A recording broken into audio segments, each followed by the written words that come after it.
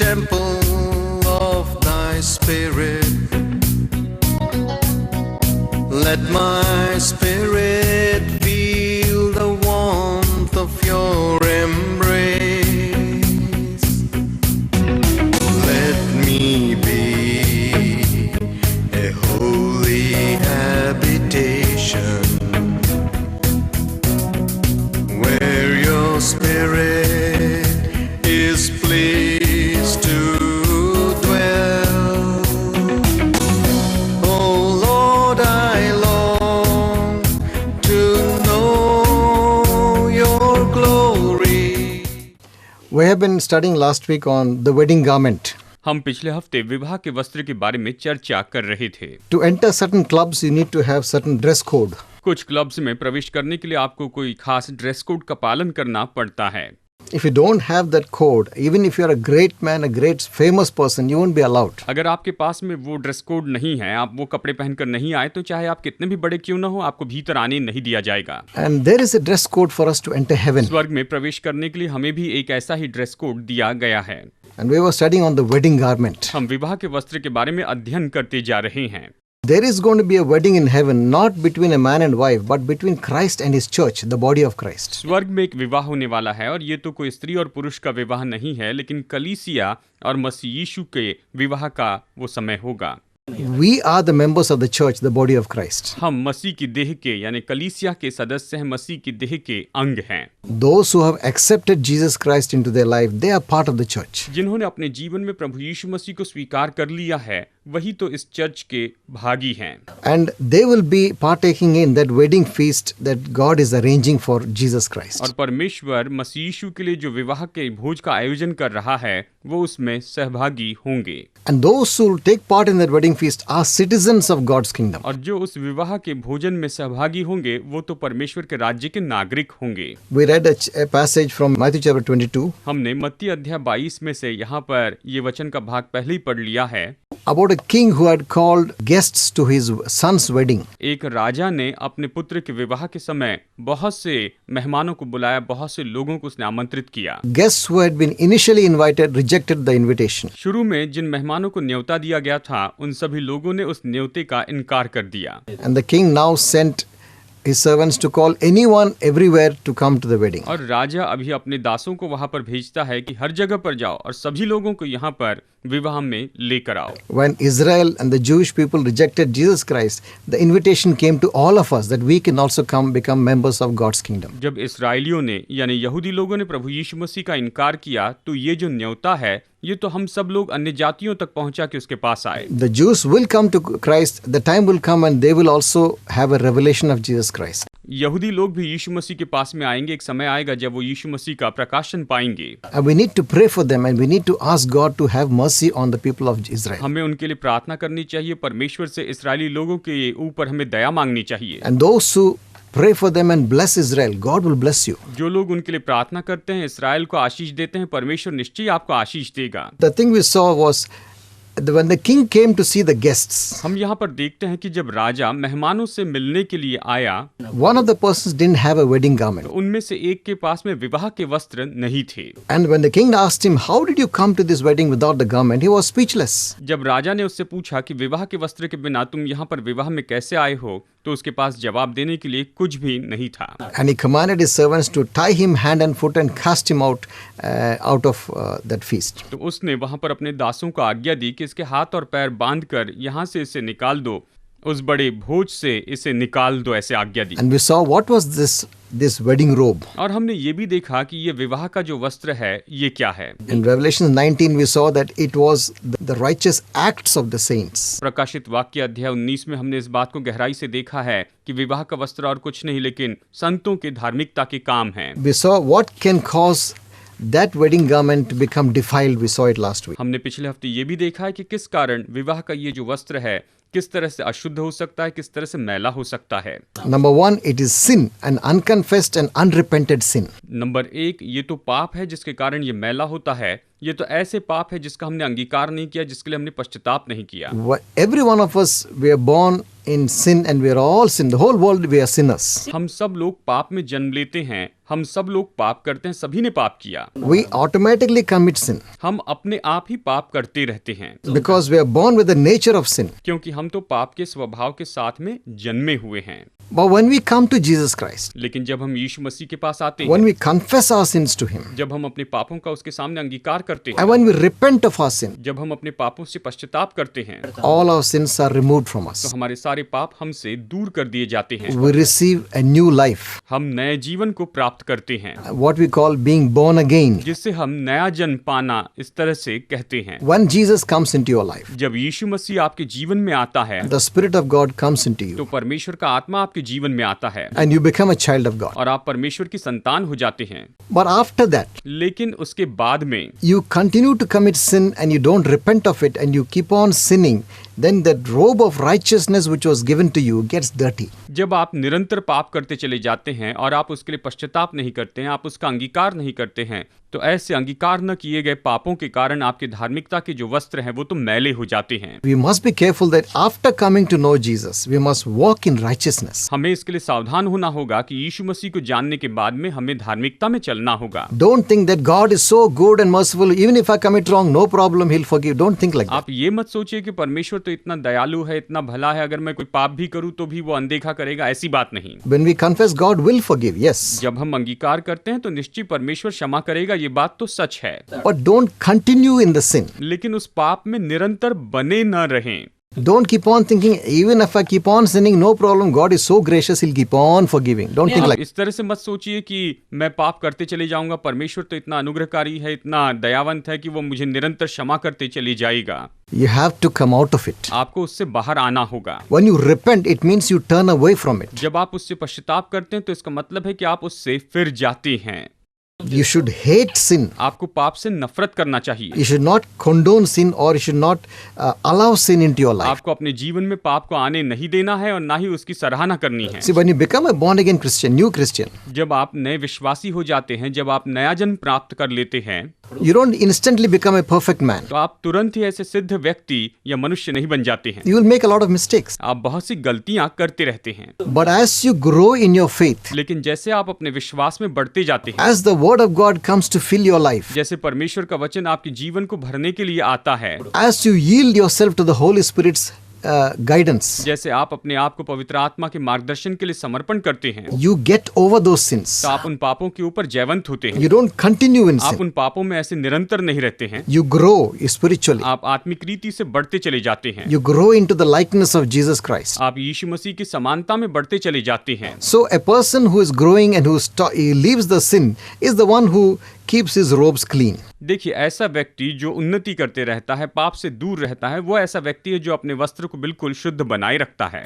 And as you keep growing and walking in God, God gives you the power to overcome those weaknesses. और जैसे आप आगे बढ़ते चले जाते हैं, परमेश्वर में चलते जाते हैं, तो परमेश्वर आपको सामर्थ्य देता है कि आप उन कमजोरियों पर जयवंत हो जाएं। So the first thing that brings all the dots and the wrinkles is sin, unconfessed and unrepented. यानी सबसे पहली बात जिसके कारण ये झुर्रियां आते हैं या फिर ये धब्बे आते हैं, ये तो अंगीकार न किए गए पाप है, उसके कारण ये सब होता है।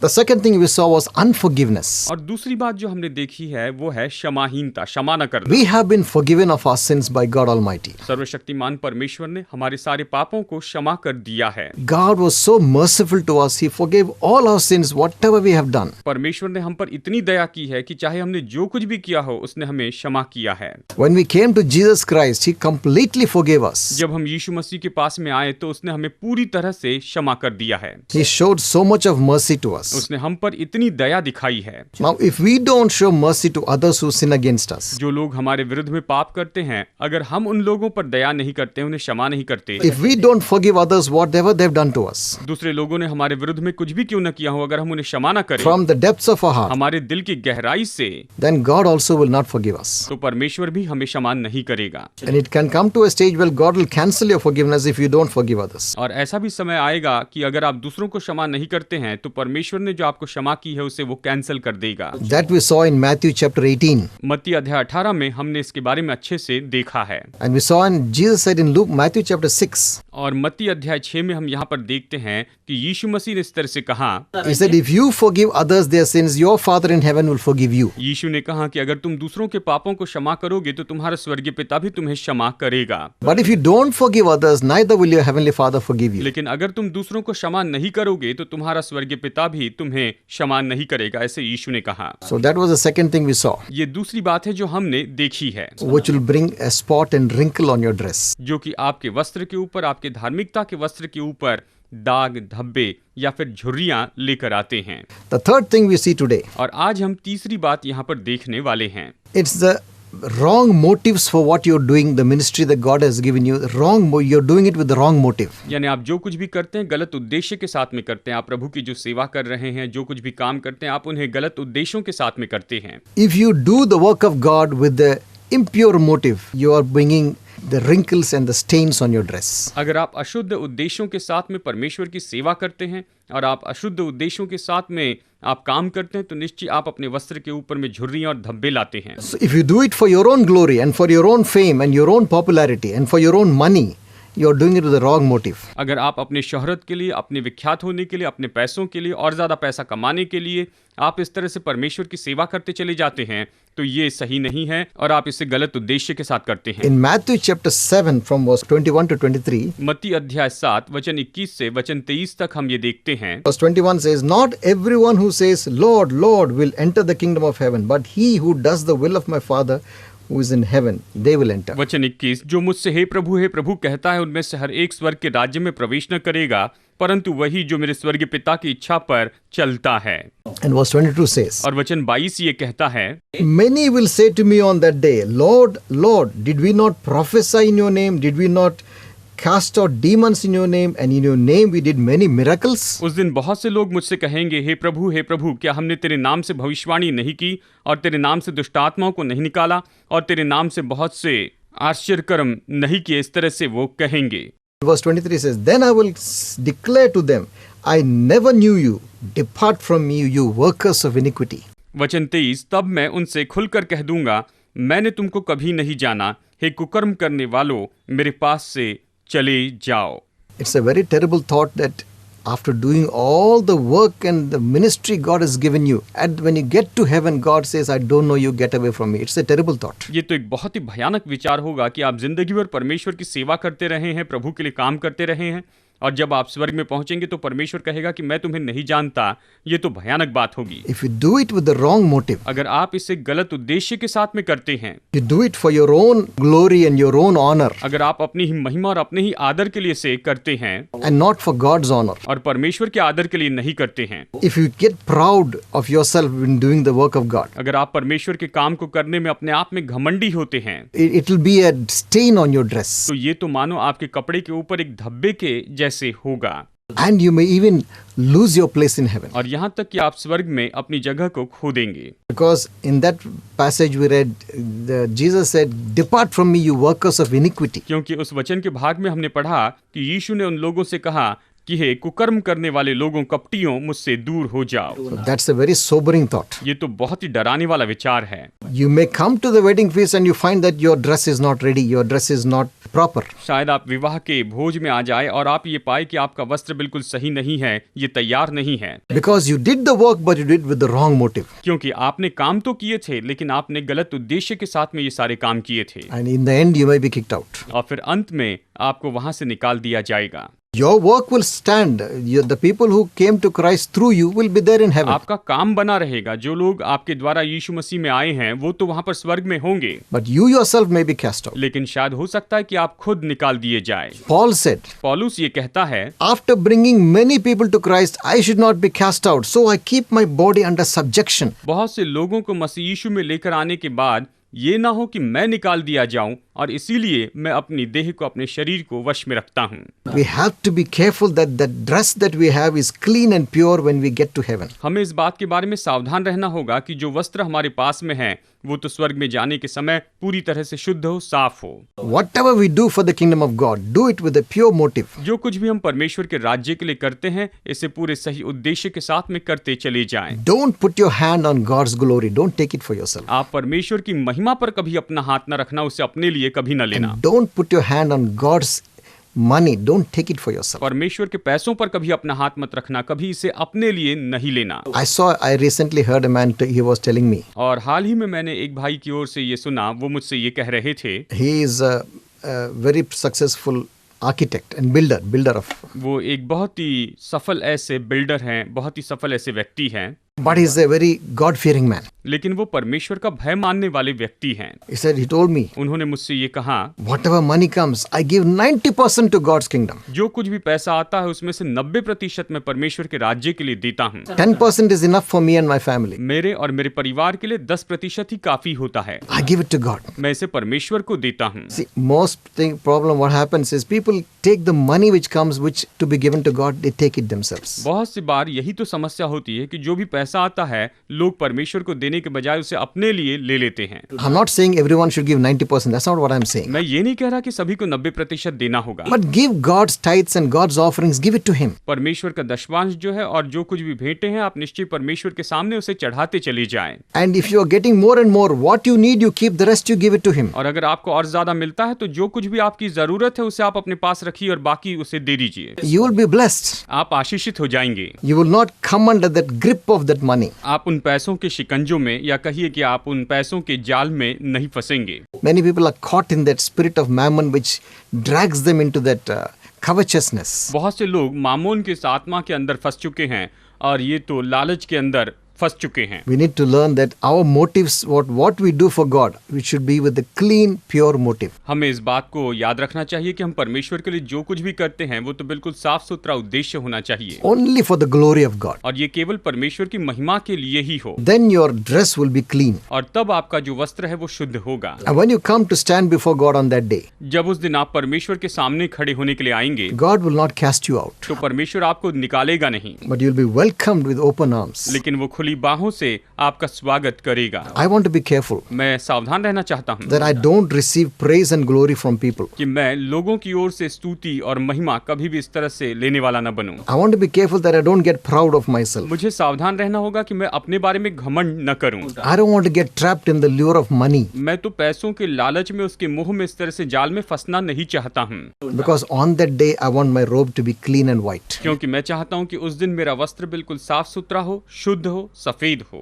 And the last thing we'll see which will bring that stain and wrinkle on your dress. और ये आखिरी बात है जो हमारे कपड़े के ऊपर इस तरह से दाग धब्बे या झुर्रियां लेकर आते हैं, which will make us unfit for God's kingdom. जिसके कारण हम परमेश्वर के राज्य के लिए फिट नहीं होते The हैं। last one is not living a practical Christian life. और ये है कि हम लोग एक व्यवहारिक मसीह जीवन नहीं जीते हैं, उसके कारण हमारे वस्त्र मैले हो जाते हैं। In Matthew 25 from verse 31 to 40, मत्ती अध्याय 25 वचन 31 से लेकर वचन 40 तक अगर हम पढ़े तो हम यहाँ पर ये पाएंगे, it gives the story about when Jesus came down to this earth to judge the sheep nations and the goat nations. ये उस घटना के बारे में कहता है कि यीशु इस पृथ्वी पर आता है कि जो भेड़ वाले लोग हैं उनका न्याय करें और जो बकरों जैसे लोग हैं उनका न्याय करें, उन्हें वो अलग करें। Why they are called sheep and the goat, I'll explain. क्यों उन्हें भेड़ या क्यों उन्हें बकरा कहा गया या बकरी कहा गया, इसके बारे में मैं आपको बताऊंगा। Jesus told the sheep nations, you looked after me when I was sick, you visited me in prison, when I was naked you clothed me, when I was hungry you gave me food. यीशु ने उन भेड़ वाले लोगों से कहा, उस देश से कहा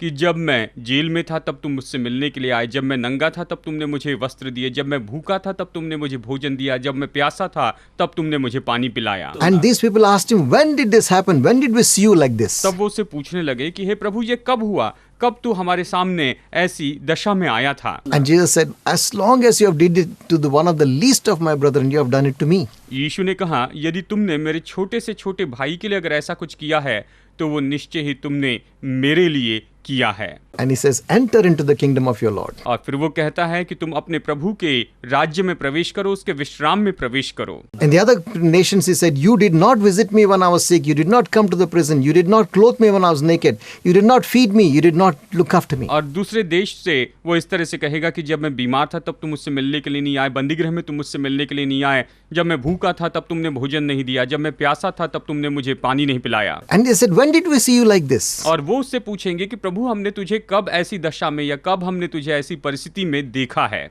And Jesus said, if you have not done it to the least of my brethren, you have not done it to me. यीशु ने उनसे कहा, यदि तुमने मेरे छोटे से छोटे भाइयों के साथ में ऐसा नहीं किया तो तुमने वो मेरे साथ में भी नहीं किया है, ऐसे यीशु ने कहा। And so Jesus said, depart from me, you cursed, into everlasting fire. यीशु ने उनसे कहा कि हे श्रापित लोगों, मेरे सामने से दूर हो जाओ, तुम वहां पर अनंत काल की आग में चले जाओ। Our Christian life is not just theoretical and just walking yourself, but you should be practical Christians. हमारा जो मसीह जीवन है ये तो बस ऐसे थियरी के रूप में नहीं होना चाहिए, लेकिन हमारा मसीह जीवन व्यवहारिक रूप में भी दिखाया जाना चाहिए। Are you generous with what God has given you? परमेश्वर ने आपको जो कुछ भी दिया है, क्या आप उसके मामले में बहुत ही उदार हैं? Do you have compassion when you see a poor person? जब आप गरीब व्यक्ति को देखते हैं तो क्या आप उनके ऊपर करुणा करते हैं? What you can do to help, do you do it? आप उनकी मदद के लिए जो कुछ भी कर सकते हैं, क्या आप सच में उसके लिए करते हैं? Or do you just ignore them and keep passing by? या फिर आप उन्हें अनदेखा करते हैं और उनके सामने से ऐसे निकल जाते हैं? If you have so many extra clothes, do you give something to the poor? क्या आपके पास में अगर अतिरिक्त कपड़े हैं तो क्या आप उन कपड़ों को कंगालों को दे देते हैं? When you see somebody hungry, do you buy something and feed them? जब किसी को आप भूखा देखते हैं तो क्या आप उनके लिए कुछ खरीद कर उन्हें भोजन देते हैं? Every practical thing you do for others, God is taking notice of it. हर एक व्यवहारिक काम जो आप दूसरों के लिए करते हैं, परमेश्वर उन बातों को देखता है। God has given you money, God has given you talents, God has given you so many things. परमेश्वर ने आपको पैसा दिया है, परमेश्वर ने आपको योग्यता दी है, परमेश्वर ने बहुत कुछ दिया है। How many people are blessed by your life? आपके जीवन के द्वारा कितने लोगों ने आशीष प्राप्त की है? How many people have you fed and given some clothes to wear? Have you done something? कितने लोगों को आपने भोजन दिया है? कितने लोगों को आपने वस्त्र दिए है? क्या कभी आपने कुछ किया है? Have you given out of your money, have you given to the gospel of Jesus Christ? क्या आपने अपने पैसों में से प्रभु यीशु मसीह के सुसमाचार के लिए कभी कुछ किया है? There are so many people serving God without anything in their hands. They need help to serve God. बहुत से ऐसे लोग हैं जो परमेश्वर की सेवा कर रहे हैं और उनके हाथ में कुछ भी नहीं है। उन्हें परमेश्वर की सेवा करने के लिए मदद की जरूरत है। You may not be able to preach like them, you may not be able to go to the missionary field, but you can at least support them. आप शायद उनके जैसे प्रचार नहीं कर सकते, आप शायद उनके जैसे मिशनरी फील्ड में नहीं जा सकते हैं, लेकिन आप उनकी सहायता कर सकते हैं। In other words, what I'm saying is, are you practical in your Christian life? मैं ये कह रहा हूँ कि आप अपने मसीह जीवन में व्यवहारिक काम कर रहे हैं। When we don't do any practical good works that God wants us to do, then when we get to heaven, He will say, "Be cursed from me, depart from me." जब भी हम ऐसे भले काम जो कि हम कर सकते हैं लेकिन उसे नहीं करते हैं, जो परमेश्वर चाहता है वो हम नहीं करते हैं, तो जब हम स्वर्ग में पहुंचेंगे तो परमेश्वर कहेगा, हे कुकर्मियों, मुझसे दूर चले जाओ। We think, oh, I'm born again, I have accepted Jesus Christ, that's enough, I don't have to do anything more. हम ये सोचते हैं कि देखो, मैंने तो नया जन्म पा लिया है, मैंने तो उद्धार प्राप्त कर लिया, यीशु को स्वीकार किया, अब मुझे और कुछ करने की जरूरत नहीं। God has compassion on the people who are needy, who are hungry, who are poor. He has compassion on them. परमेश्वर जरूरतमंद लोगों के ऊपर और भूखे लोगों के ऊपर करुणा करता है, दया करता है। Orphans and widows, He has compassion on them. जो विधवा हैं, जो अनाथ हैं, ऐसे लोगों पर परमेश्वर तरस खाता है, उन पर वो दया करता है। Whatever you can do, try to do and help these people. आप जो कुछ भी कर सकते हैं, आप निश्चय इन लोगों की मदद करने के लिए कोशिश कीजिए, आगे बढ़िए। Jesus said, even a cup of cold water you give someone, that is also remembered by God. यीशु ने कहा कि अगर आप एक गिलास किसी को ठंडा पानी भी दे देते हैं तो परमेश्वर इस काम को स्मरण रखता है। Everything you do to touch people and bless them, God is watching it. God takes notice of it. जो कुछ भी आप करते हैं कि आप लोगों के जीवन को छू सके, उनके जीवन में आशीष लेकर आए, तो निश्चय परमेश्वर उन बातों की ओर गौर करता है। As you walk on the road, as you go day by day, try to look for opportunities to help somebody. जैसे आप प्रतिदिन सड़क पर चलते हैं तो निश्चय ऐसे अवसरों को ढूंढिए जहां पर आप किसी की मदद कर सके। There are so many opportunities. ऐसे बहुत से अवसर होते हैं। We just close our eyes and we just walk and go for a duty and come back to our home. We don't even see the needs around us. हम तो बस अपनी आंखों को ऐसे सामने रखते हैं, अपने काम पर चले जाते हैं और घर में लौट कर आते हैं। हमारे आसपास किन किन लोगों की क्या जरूरत है उसकी ओर ध्यान नहीं देते। When you help someone in the practical need, you can also tell them of the love of Jesus. जब आप किसी की व्यवहारिक जरूरत में आप उनकी मदद करते हैं तो यीशु के प्रेम के बारे में भी बता सकते हैं। You can give them some food to eat and tell them Jesus loves you, Jesus will save you. You can tell them something about Jesus. जब आप किसी को भोजन लेते हैं तो आप उन्हें बता सकते हैं कि यीशु आपसे प्रेम करता है, यीशु आपको बचाना चाहता है। आप उन्हें यीशु मसीह के बारे में बता सकती हैं। When you do practical things of kindness, God loves a cheerful, kind person. God loves them. जब आप दया के काम करते हैं, व्यवहारिक काम करते हैं, तो परमेश्वर ऐसे व्यक्ति से प्रेम करता है। परमेश्वर हर्ष से देने वाले से प्रसन्न होता है। But if you don't do any acts of kindness, any acts of practical Christianity, if you don't do anything, then maybe on that day God will say, I don't know you, depart from me. और अगर आप दया के काम नहीं करते हैं, अगर आप व्यवहारिक मसीहत के कोई काम नहीं करते हैं, तो निश्चय ही शायद हो सकता है कि परमेश्वर उस दिन आपसे कहे कि मैं तुझे नहीं पहचानता। Have the compassion for people who are lost. आप खोए हुए लोगों के लिए अपने जीवन में करुणा रखने वाले हो। Have compassion for those who are poor. जो लोग कंगाल हैं, आप उन पर दया कीजिए। And whatever you can do it for them. और आप जो कुछ भी कर सकते हैं, आप उनके लिए कीजिए। Though I'm not saying give lots of amount. Whatever you can give. मैं ये नहीं कह रहा कि आपको उन्हें बहुत पैसा देना होगा, लेकिन आप जो कुछ भी कर सकते हैं वो कीजिए। If you can give a shirt to someone who's naked, give it to him. अगर आप किसी नंगे को कपड़े दे सकते हैं तो आप निश्चय उन्हें दीजिए। Don't keep on piling up all your clothes in your cupboards. आप अपने कबर्ड्स में ऐसे कपड़ों को एक साथ जमा करके मत रखिए। Give, be liberal, आप उदार होकर दूसरों को देने वाले बने, आप दूसरों को देते जाएं, be kind. आप दूसरों पर दया करते जाएं। So we saw the things which can cause dirt on your wedding dress. तो हमने यहाँ पर देखा है कि ऐसी कौन सी बातें हैं जो आपके विवाह के वस्त्र को मैले कर सकती हैं। And when there is dirt on the wedding dress and is all wrinkled and dirty, you will be disqualified from that wedding feast. जब आपके विवाह के वस्त्र के ऊपर गंदगी होती है, उसके ऊपर मैल होता है और उसके ऊपर झुर्रियां होती है, तो आपको उस विवाह के भोज से निकाल दिया जाता है। Sin is the first thing. पाप इसमें सबसे पहला है। Unconfessed, unrepented sin. अंगीकार न किए गए पाप, पश्चाताप न किए गए पाप भी इसमें होते हैं। The second thing is unforgiveness. और दूसरी बात है क्षमाहीनता। Whatever people have done to you, forgive them. लोगों ने आपके विरुद्ध में चाहे कुछ भी क्यों न किया हो, लेकिन आप उन्हें क्षमा करते चले जाइए। Third thing was a wrong motive for doing the ministry God gave you. परमेश्वर ने आपको जो सेवकाई दी है, उसे करने के लिए अगर आप मन में गलत उद्देश्य रखते हैं तो वस्त्र गंदे The होते fourth हैं। thing was not living a practical Christian life. और चौथी बात यह है कि व्यवहारिक मसीह जीवन आप नहीं जीते हैं। Not doing the good things that you are supposed to be doing. आपको जो अच्छे काम करने चाहिए आप उसे नहीं करते The हैं। Bible says, let your light so shine before men that they may see your good works and glorify your Father in heaven. और बाइबल ये कहती है कि तुम्हारी ज्योति मनुष्य के सामने इस तरह से चमके कि लोग तुम्हारे भले कामों को देखें और तुम्हारे स्वर्गीय पिता को जो कि स्वर्ग में है उसे महिमा देने वाले हो जाए।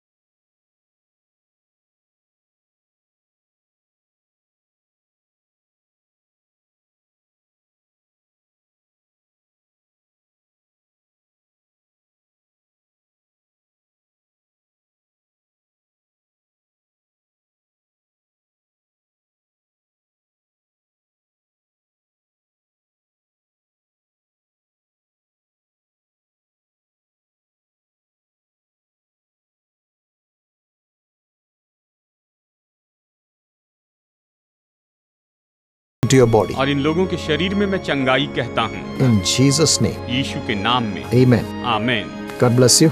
प्रभु आपको आशीष दे।